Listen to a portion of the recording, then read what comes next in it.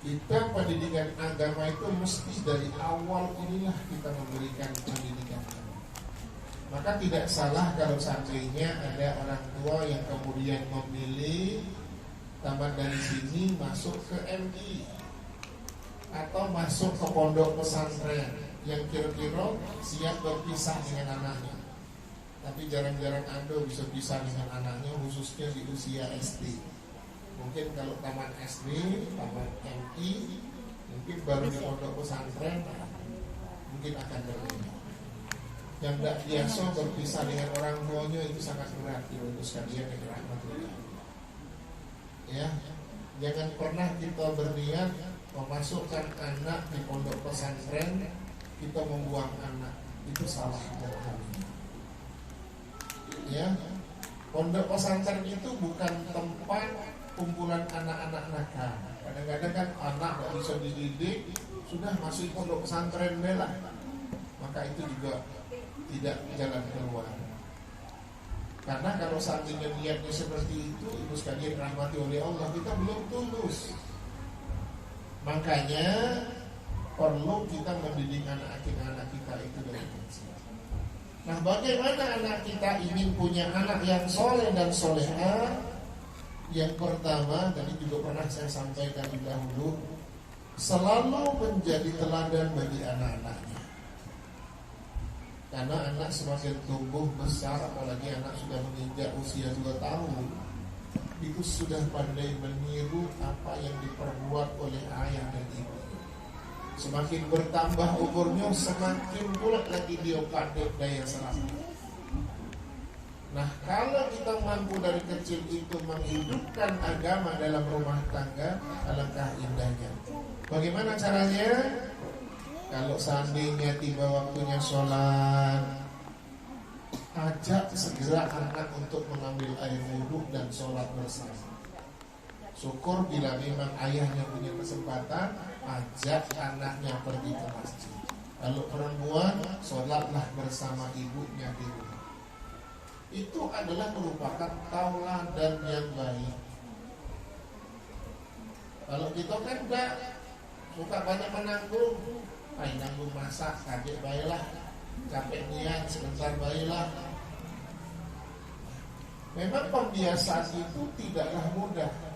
Tapi kalau seandainya itu kita lakukan demi untuk anak-anak, karena suka atau tidak suka, anak itu adalah merupakan menjadi aset bagi kita.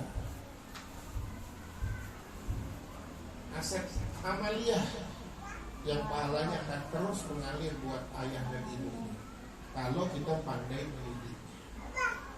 Jadi oleh karena itu, ibu-ibu sekalian yang dirahmati oleh Allah, kita sebagai ayah dan ibunya harus menjadi guru buat anak-anaknya. Betul di sini sudah dididik, tapi kan dengan keterbatasan waktu. Yang banyak luang waktu kan ayah ibunya di rumah. Karena itu pandai-pandailah memberikan didikan yang baik. Sekecil apapun buruk perangai yang kita lakukan, kalau kita tidak hati-hati, itu akan ditiru oleh anak-anak. Yang kedua, bertutur kata dengan tutur kata yang Islam. Ajarkan kepada anak-anak kita itu dengan ucapan yang baik, dengan kalimat-kalimat thayyibah, kalimat-kalimat yang indah. Setiap memulai perbuatan, kita awali dengan basmalah. Kalau sudah selesai, kita akhiri dengan alhamdulillah. Melihat sesuatu yang tidaklah yang kita harapkan, maka bisa kita ucapkan apa? Astagfirullah, boleh. Atau merasa kita melihat yang menakjubkan, Masya Allah. Jadi kebiasaan-kebiasaan itu akan baik, akan ditiru oleh anak-anak kita. Melihat orang meninggal, melihat kena orang musibah, melihat jenazah sedang lewat, ucapkan inna lillahi wa inna ilaihi raji'un. Nah, kalimat-kalimat itu dan membiasa dalam setiap kalimat dalam kehidupan rumah tangga kita, maka itulah yang akan ditiru oleh anak-anak kita. Dan di sini itu semua diajarkan prakteknya di rumah. Maka ayah dan ibu lah yang menjadi gurunya di rumah, yang mampu menjadi tauladan bagi anak-anaknya.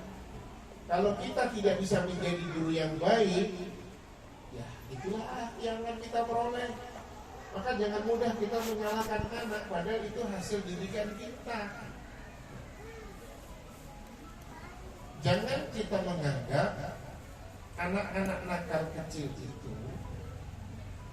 jangan dibiasakan dan tidak perlu harus dimarahi.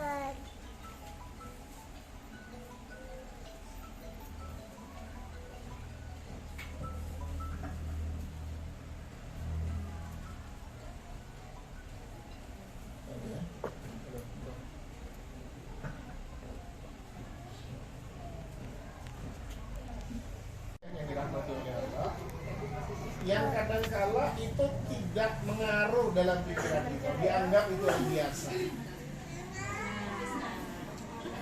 Justru ini memberikan pendidikan yang tidak baik.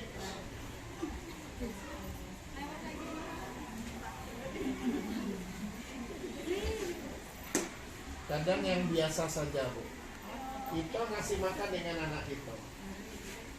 Sebenarnya yang senang jalan-jalan itu bukan anaknya, emaknya yang senang jalan-jalan. Dibilang alasannya nih, anakku nih kalau makan gak jalan karena yang ngajarin emaknya. Giliran makan sambil jalan, tentu anak lain melihat, kepengen. Tuh nah, anakku nak minta makan juga tuh, kasihlah makan dia tuh. Padahal kalau kita dah lewat, dah pula itu anak kita. Jadi kalau sudah niatnya maunya seperti itu, ya jangan pelit, berbagi dong, suati juga dia. Nah itu, jadi sama gitu, anak-anak punya mainan. Kalau anak-anak kita tidak mau berbagi dengan orang lain, pesankan enak, main dalam rumah. Begitu ngajarin dengan anakku, jangan kita taunya nyalayan orang. Mangkonyo, anak kau tuh beli mainan, dengan mainan anakku yang dimainkan. Kan gitu faktanya, ini kecil, itulah bibit kita dalam mendidik anak yang tanpa kita sadari itu membuat kekeliruan besar, anak besar hati, anak besar kepala. Woi, orang miskin, aku punya mainan, sudah. Didikan yang sangat tidak baik. Jangan harta yang kita memiliki, harta yang kita miliki justru mendidik anak-anak kita menjadi sombong. Kekayaan itu tidak akan melekat selamanya. Kalaulah harta itu tidak meninggalkan kita, kita yang akan meninggalkan harta. Percaya. Jadi manakala kita mampu menunjukkan sikap, tutur kata dalam menyelesaikan perkara yang baik, ada anak berkelahi dengan anak kita, jangan memihak, salahkan keduanya, damaikan keduanya, supaya mereka tetap akur. Bukan justru sudah kau damai dengan dia, itu anak nakal katanya. Padahal yang nakal anak kita. Pandai ngomong anak orang nakal, tapi tak berani ngomong anak dewe nakal. Kemudian yang ketiga, ibu sekalian yang dirahmati oleh Allah, selalu tanamkan kebiasaan membaca. Karena membaca itu adalah pintu gerbang pengetahuan. Kalau kita mau bisa membaca, maka banyak hal yang akan dapat kita peroleh. Kita ini kadang-kadang cuma suka melihat luarnya baik. Baca koran yang ditengok mana yang menarik, dan sudahlah letakin. Bagaimana kita akan tahu tentang informasi, dan sebegitunya pula pentingnya pendidikan anak. Karena itu tidak cukup hanya disekolahkan, penuhkan dia dengan kegiatan, sorenya mengaji. Nanti yang kira-kira memang akan melanjutkan atau tetap melanjutkan di sini karena memang faktor umur. Alhamdulillah bagi yang memang sudah usia untuk melanjutkan ke jenjang yang lebih tinggi, silahkan. Jangan lupa pula kita sore juga buka diniyah takmiliyah yang ibu-ibu bisa salurkan sekaligus menitipkan untuk diberikan pembelajaran tentang agama Islam. Semua hal nanti akan dipelajari sesuai dengan jenjang umurnya, dengan kelasnya tentunya. Jadi kalau diniyah itu ada 4 kelas, kalau kita di sini ada 5 kelas.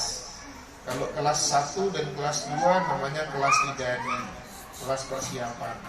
Kelas 3 SD itu kelas 1 diniyah. Kelas 4, kelas 2 diniyah. Kelas 5 itu kelas 3 diniyah. Kelas 6 itu kelas 4. Ujian akhir itu insya Allah tidak akan berserempaan, sehingga nanti bisa berbarengan tamat SD, dia akan juga tamat di diniyah takmiliyah, juga punya ijazah itu sekalian. Tapi di sini yang dipelajari tentang agama Islam.